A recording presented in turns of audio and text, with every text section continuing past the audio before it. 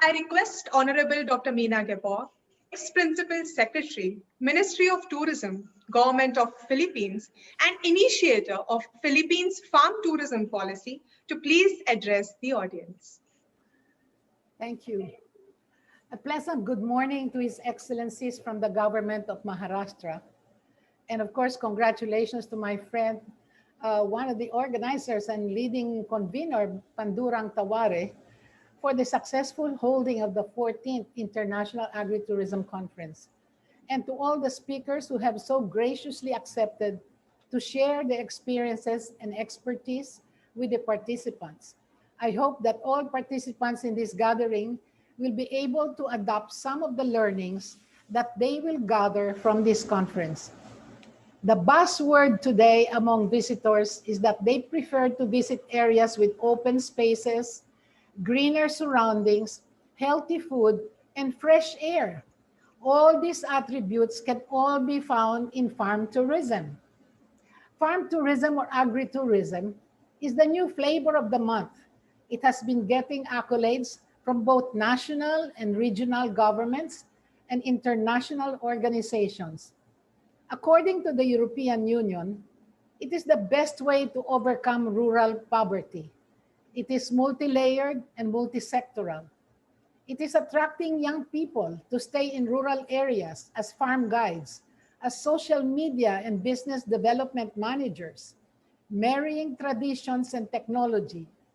Because farm tourism is sustainable and utilizes organic farming, it is more labor-intensive than just using chemicals and pesticides. The integration of tourism and farming allows more efficient resource utilization, which can provide jobs, increase income, business opportunities, and reduce urban migration. Farm tourism has become a very important alternative to farming. It diversifies the economic base. It encourages greater community cohesion. And in the case of the Philippines, Republic Act 10816 of 2016, an act to accelerate the development of farm tourism in the country, has full support from both local and national government. In fact, a Farm Tourism Development Board has been set up, composed of both private and government sector, that is putting together the roadmap for the development of farm tourism. After accommodation, food and beverage are the second highest tourist expenditures. And believe it or not, farm tourism provides them all in every healthy and attractive ways. Have you eaten today? If you have, then we must thank a farmer. That is not something we think of automatically. It is only recently that we have again started to actively associate what we eat to whom and where it is produced. Up until a few years ago, you can ask a child where food comes from, and they would answer the grocery. There was a disconnect between consumer and producer due to urbanization and rapidly evolving technology, which is only now being bridged by the rise of the local food movement and farm-to-table cuisine. This newfound or perhaps renewed interest in knowing where our food comes and increased income to the farmer directly contributes to the rise of farm tourism in the world. Farm tourism, as defined by the law of the Philippines, is the practice of attracting visitors and tourists to farm areas for production, educational, and recreational purposes, which involves any agricultural or fishery-based operation or activity, and may also provide a venue for outdoor recreation and accessible family outings. It seeks to promote sustainable tourism, one that respects the environment in consideration of our future generations, one that respects the socio-cultural diversity and respect for our indigenous people, for us to benefit from their natural resources. I remember that there was a time when someone said, we have enough funds. Let's teach some of our tribal groups and ethnic groups how to farm, only to find out that these ethnic groups has more traditions and technology that we can learn from. We must respect our communities by promoting responsible tourism that respects our elders, women, and children by showcasing our traditions and customs in a very interactive settings. One of the most pressing issues in agriculture today is climate change adaptation and mitigation. The International Institute for Rural Reconstruction, which is one of our partners, emphasized that while farmers are among the most affected by climate change, they are also in the best position to mitigate its effect. The key to climate change is a smart agriculture that is intensive and diversified farming and utilizing our native varieties of crops, which actually we are encouraging farm tourism owners to engage in. Many of the would-be farm tourism practitioners have a common misconception that a farm tourism site needs to be a sprawling property for it to be attractive to visitors.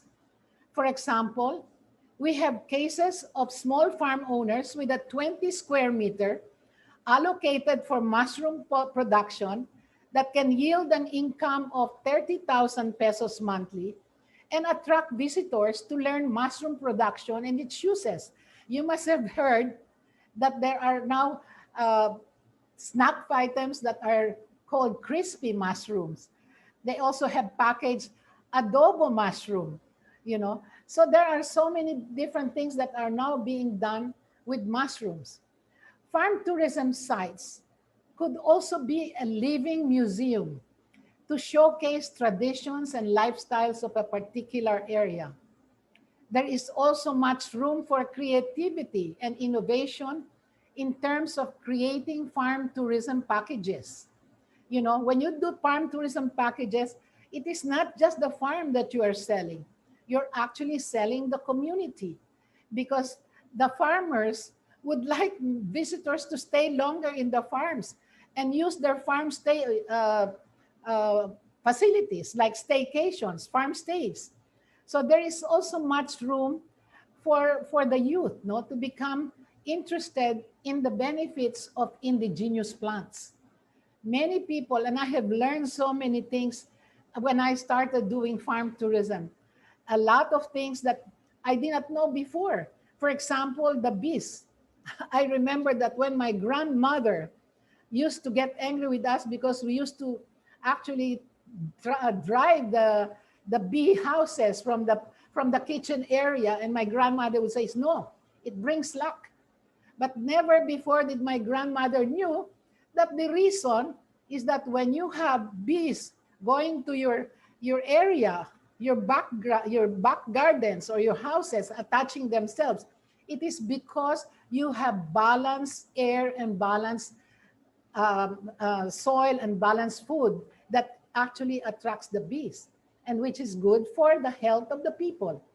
It is for this reason that the youth have become more interested in agriculture. Today, the young ones think it is sexy to be in farm tourism.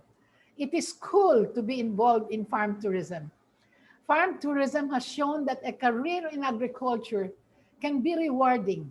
In a country like us, where the average age of a farmer is 57 years old, wow, this is cause for celebration.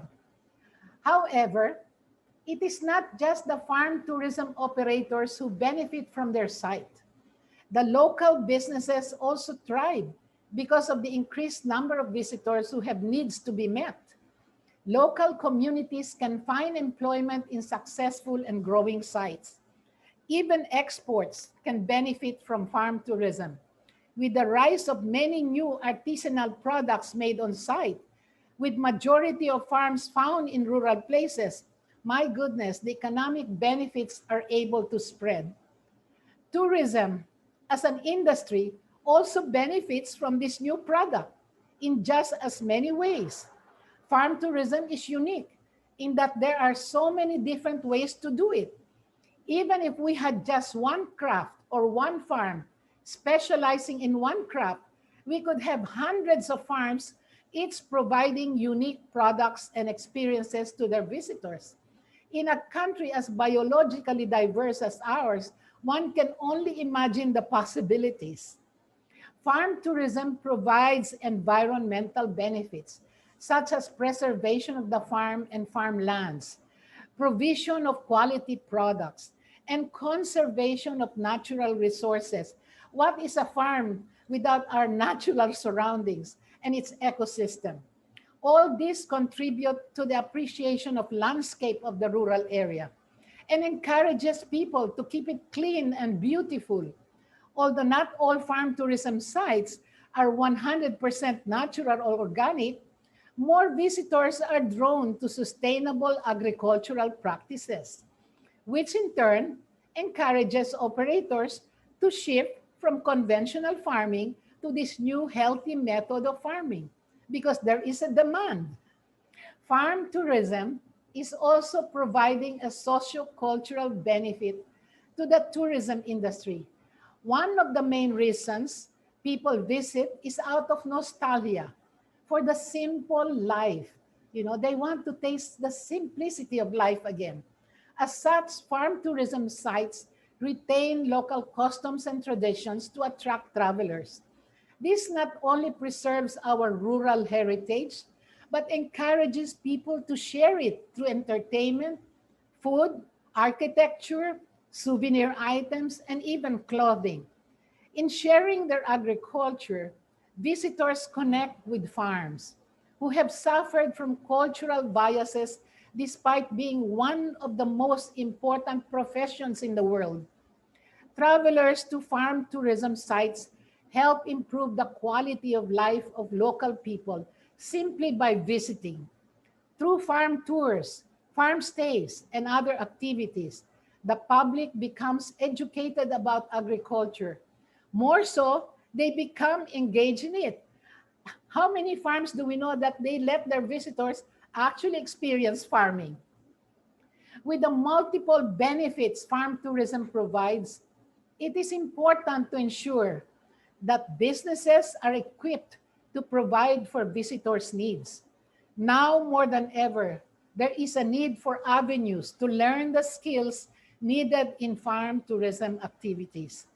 Aside from its annual Philippine Farm Tourism Conference, which is held every November of each year, together with the Lakbay Bukid Award, which is our Farm Tourism Award, the International School of Sustainable Tourism conducts farm tourism and other sustainable community-based rural tourism courses very regularly. And if you ever see them in the webinar or in the social media, please do so and attend. We have farm tourism basics, marketing and financing, edible landscape, urban farm tourism, farm stays, farm guiding, designing costings for farm tourism packages, organic production, culinary experience, effects of climate change in farm tourism, product development so that you can do farm tourism souvenirs, and effective customer service for farm tourism owners. I believe the ultimate goal of farm tourism is not about just the growing of crops and encouraging visits to farm, but it is the cultivation and perfection of human beings. There is a very popular Polish proverb: if the farmer is poor, so is the whole country. And with that, I would like to say thank you and mabuhay to all of you, and also to say hi to my old friend, Dr. Hars Barma. Thank you. Thank you so much, madam. You have taken tremendous efforts in the field of farm tourism. We are all privileged and blessed that madam will also join us for the technical session in some time. Thank you so much.